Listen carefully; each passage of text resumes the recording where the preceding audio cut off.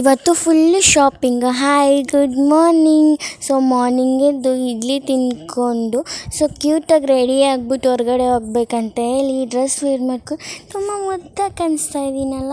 So ಹಾಗಂತೇಳಿ CBSE ಬಂದರೆ full ಮಳೆ ಬರ್ತಾಯಿದೆ. ಬೆಳಗ್ಗೆನೇ ಮಳೆ ಬರ್ತಾಯಿದ್ದಿಲ್ಲ, ತುಂಬ ಮಳೆ ಬರ್ತಾಯಿತ್ತು. ಸೊ ಹೋಗಿದ್ದ ಕೆಲಸ ಆಗಲ್ವೇನೋ ಅನ್ನೋ ಥರ ಇತ್ತು.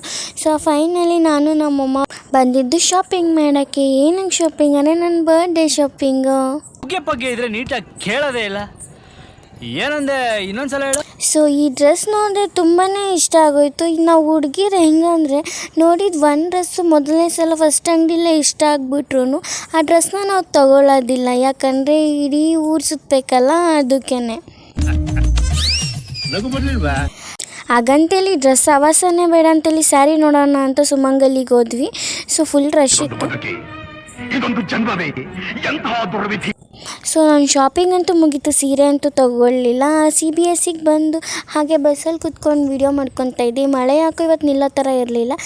ನಮ್ಮ ಆಂಟಿ ಹೆಸರು ಬೇಳೆ ಕೊಟ್ಟು ಕಳಿಸಿರಿ, that is my favourite. So ಮನೆಗೆ ಬಂದು ಉಪ್ಪಿಟ್ಟು ಕೇಸರಿ ಬಾತ್ಗೆಲ್ಲ ರೆಡಿ ಮಾಡ್ಕೊತಾ ಇದ್ದೆ, ಯಾಕಂದರೆ ಇವತ್ತು ನಮ್ಮೂರಲ್ಲಿ ಹಬ್ಬ. ನಮ್ಮ ಕಡೆ ಉಪವಾಸದ ಹಬ್ಬ ಅಂತ ಮಾಡ್ತಾರೆ ಆಷಾಢದಲ್ಲಿ.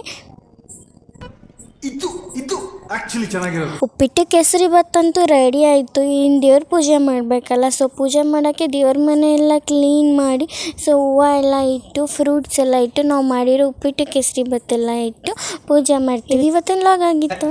ಇಷ್ಟು ಹೇಳಕ್ಕೆ ಇಷ್ಟಪಡ್ತೀನಿ. Okay friends.